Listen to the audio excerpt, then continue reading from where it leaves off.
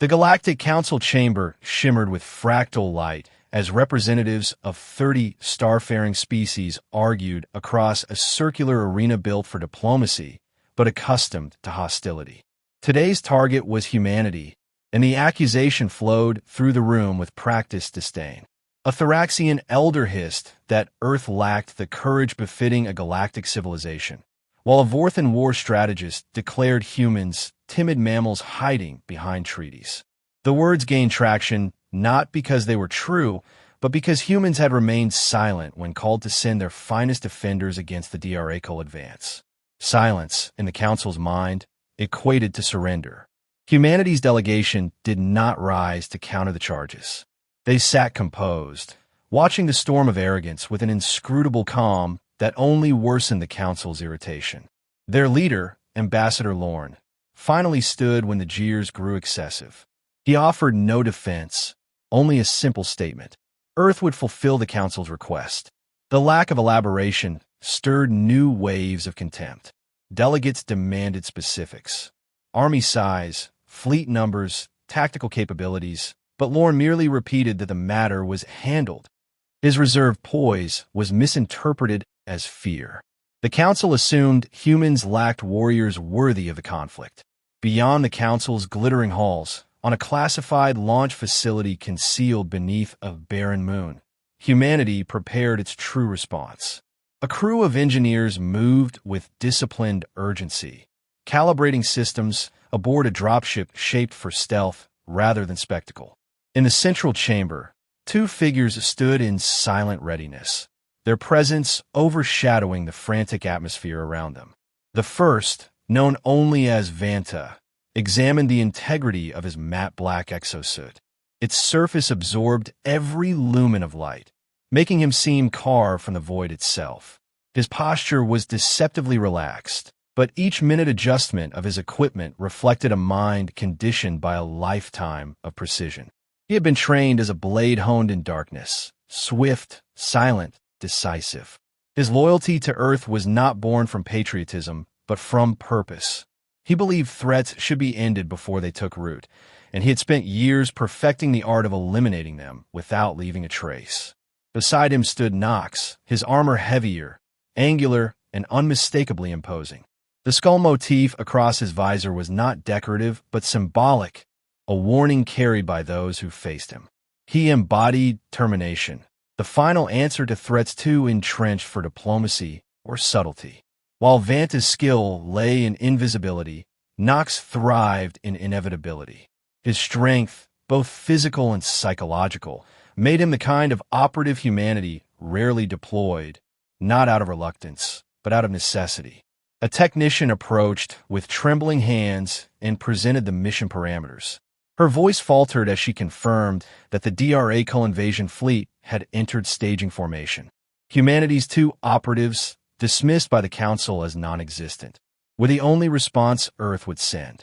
She hesitated as though expecting them to question the scale of their assignment, but neither man looked surprised. They had anticipated this outcome long before the Council convened. The final transmission from the Council arrived moments before departure. Humanity had officially been declared collectively cowardly by unanimous vote. The message scrolled across a holographic display, its tone dripping with derision. Vanta read it without expression, then closed the display. Nox didn't bother to glance at it, instead checking the charge levels of his hybrid weapon. Their indifference was not born from disrespect. It came from clarity. The Council's opinion would neither help nor hinder the mission. When the dropships disengaged from the launch bay and vanished into the dark, the technicians felt a quiet shift, an unspoken acknowledgement that the galaxy's assumptions were about to fracture.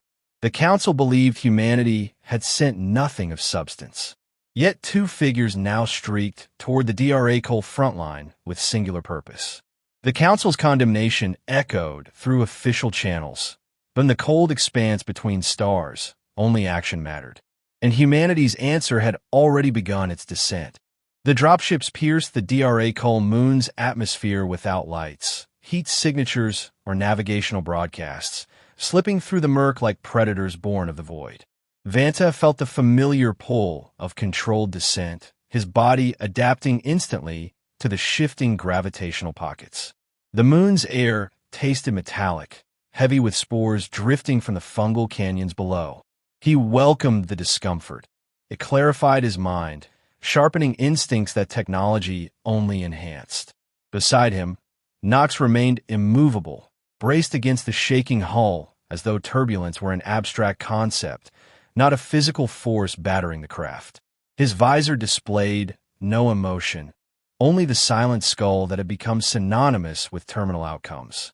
When the dropships settled within a glade of twisted trees, the silence felt absolute. Vanta stepped out first, letting the shadows embrace him. His suit modulated his outline, bending moonlight around his form until his edges dissolved. Every footfall was ghost-like. He surveyed the forest with eyes trained to separate natural shapes from enemy camouflage. The Dra'kul had seeded scouts throughout this region, but none had detected the landing. That failure was deliberate. Humanity had mastered the art of not being seen. Nox descended more slowly, the ground compressing beneath his weight as he triggered the weapon systems integrated into his armor. A soft, pulsing hum resonated from the scythe-rifle he carried, its curved blade gleaming faintly beneath moss-dimmed light. Though Vanta moved like a wisp of smoke, Nox advanced with a measured certainty of inevitability. Their contrast created a rhythm. One concealed danger, the other embodied it. Despite their differences, they shared an unwavering dedication to the mission. The Dra'kul outpost they sought lay less than a kilometer ahead, built into a ridge of bone-white stone that rose like a jagged spine across the landscape. Sensors embedded in the cliffs surveyed the terrain with a predatory sweep. Vanta crouched and studied their timing. He lifted a hand, signaling Nox to hold. With a controlled breath, he moved through the blind spots, shifting his trajectory each time the beams passed. The motions required absolute precision. A fraction too slow, and detection would trigger the swarm. Vanta's heartbeat remained steady, each step rehearsed in simulations harsher than reality. Nox waited until Vanta reached the ridge, then initiated his own advance. Rather than weaving through the sensor pattern, he activated a short-duration dampening field, absorbing the pulses instead of evading them. His approach was not subtle, but it was controlled, calibrated, so the system registered nothing abnormal.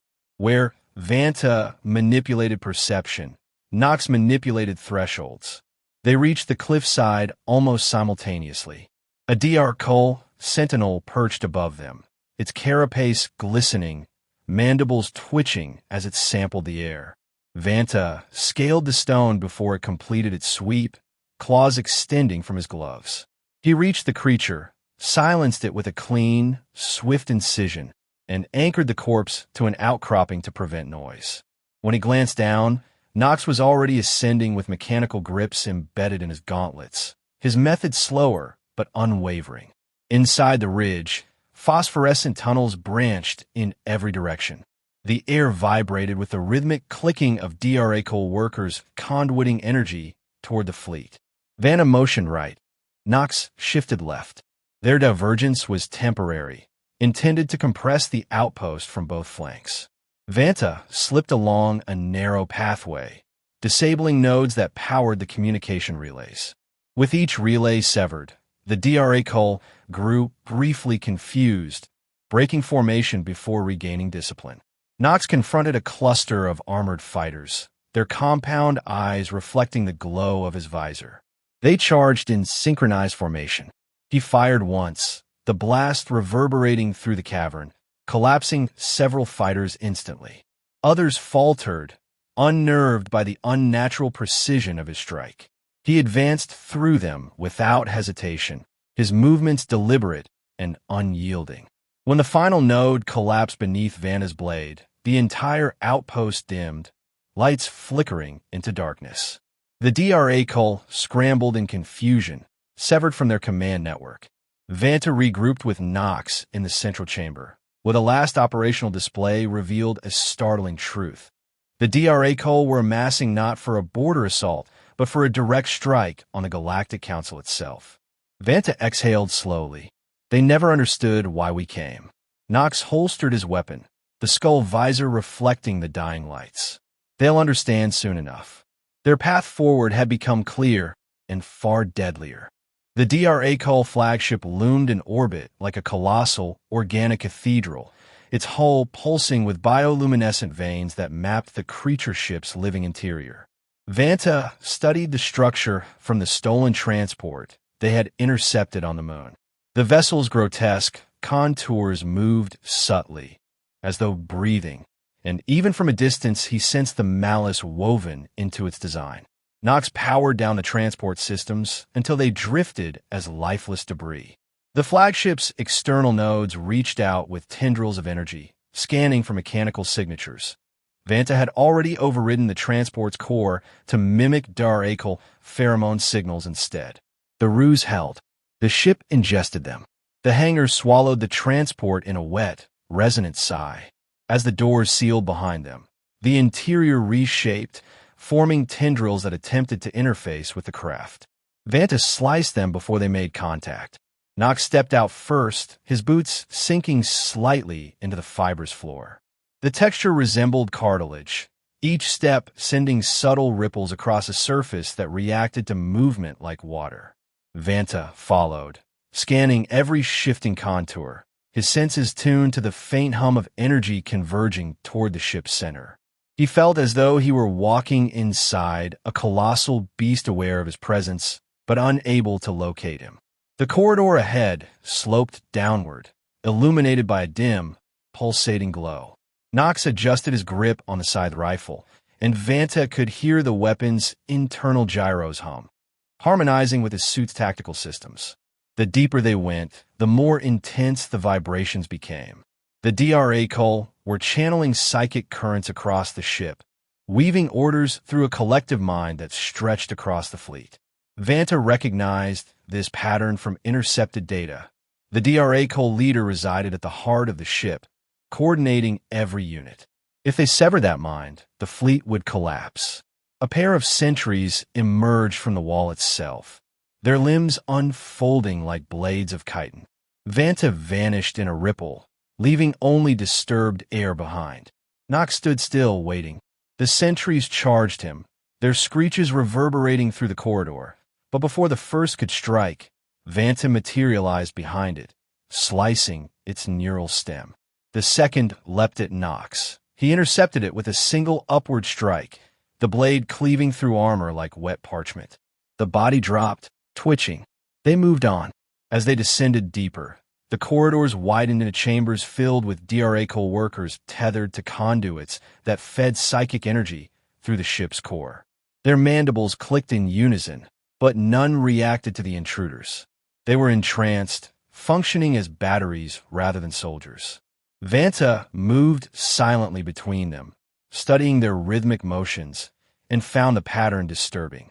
The Dra'kul were preparing something enormous, something beyond a mere assault. Nox noticed it too, though his focus remained on assessing structural weak points. At the end of the chamber, a membrane-covered arch pulsed with red light. Vanta pressed his palm against it. The membrane recoiled, then dissolved into mist, revealing a long descent lit by streaks of ultraviolet luminescence. The air thickened as they entered the core's threshold, accompanied by a low, resonant voice vibrating through the organic walls. The Dra'kul leader was aware. When they reached the central chamber, a towering figure rose from a throne of fused bone and muscle. Eyes like molten silver glared at them, and its voice echoed simultaneously in sound and thought. It mocked their fragile bodies, calling them an aberration of evolution. Vanta felt its psychic pressure like claws raking across his consciousness, testing for weakness. Nox resisted with brute willpower, stabilizing his mental defenses through neural dampeners integrated into his suit. They stood firm.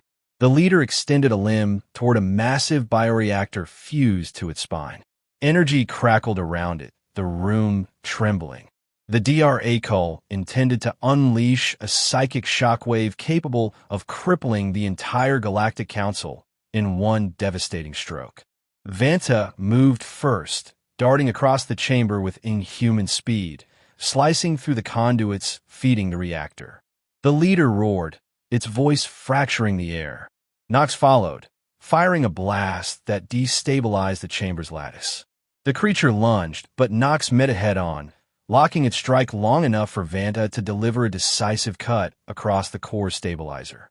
The reactor spiraled into overload, flooding the chamber with violent pulses of collapsing energy. They had seconds. Vanta signaled retreat, and Nox kicked the Dra'kul leader aside before sprinting after him. The corridors convulsed, walls melting as the ship's mind disintegrated. Reaching the hangar, they launched into transport just as the flagship erupted into a cascade of implosions that rippled across the Dra'kul fleet. Ships faltered, crashed, or drifted powerless. As the shock wave faded, Vanta exhaled, steadiness returning to his breath. Nox watched the dying fleet in silence, the skull visor reflecting the drifting remains. Their work was not finished, but the galaxy had just unknowingly been pulled back from annihilation. Debris from the Dra'kul fleet drifted through the void like scorched petals scattered across a black sea. Vanta guided the stolen transport on a silent trajectory toward neutral space, its systems barely holding after the violent escape. The vessel shuddered as the last shockwaves dissipated, and he adjusted power flow to keep their engines from collapsing under strain. Nox watched the remnants of the fleet without triumph, only contemplation. Victory, to him, was not a sensation but an outcome, one step in a sequence that had not yet completed. The galaxy believed humanity weak. The truth now drifted in the vacuum behind them, proving otherwise.